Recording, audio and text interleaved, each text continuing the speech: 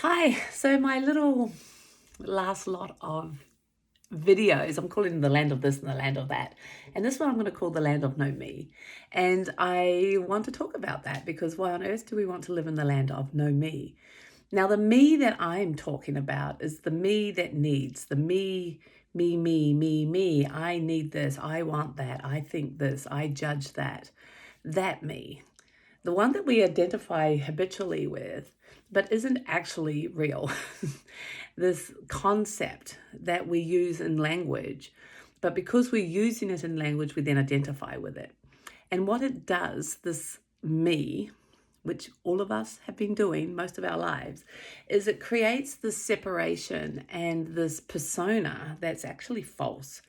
I don't like that because I haven't liked it since I was 3 years old. Well, how do you know if you don't like it right now? When you were 3, you're completely different. When you were 5, you had a different needs. When you were 10, you had completely different relationship with the world. When you were 15, you had a different relationship than when you were 3. So how can you carry these ideas into this moment? And when we do that, we actually stop experiencing because we've already got this preconceived idea that I don't like it or I can't. And it's really interesting to investigate that because a lot of our lives now are wrapped around these ideas and these beliefs that have been put in place throughout our lives because of good reasoning back then, but not necessarily needed now. So that's why it's called waking up to what actually is reality now. Who am I in this moment? I'm not the same person of 2 years ago or 5 years ago. I have different needs. I have different interactions. I have different viewpoints. Everything keeps changing. And so this me that I identify with is actually false. It's actually mind created. It's an older belief, an old pattern, which actually maybe doesn't serve in every single thing that we hold so passionately believing to be. We will fight for it. We will argue. We will try and protect. I need to speak my truth. Well, you don't even know who you are. So we get ourselves in a lot of anger, confusion, sadness to defend this me. So the land of no me is actually experiencing through meditation the clarity of what are we thinking, what are we creating with our mind, what's our fantasy, that's mind created, the dream, and becoming aware of that so that we are not buying into that idea of this imaginary fake me.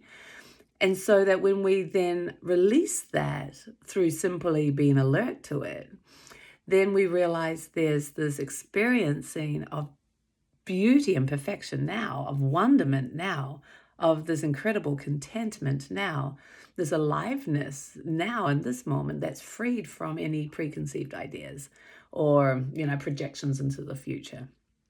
So what meditation does is allows us to be present.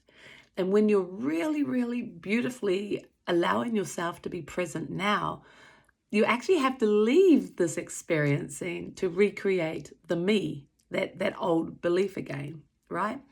Now, until you actually play with this and do it, it's another belief. It's another idea.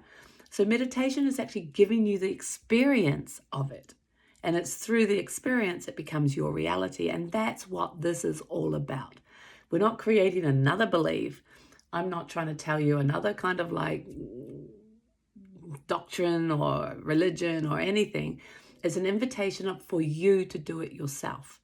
And when you do it yourself, it's your truth, it's your experience, and it's your land of no me. If you want to know more, ask.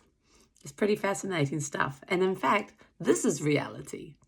This definitely is not bypassing nothing. This is actually reality, living your own truth. Very cool.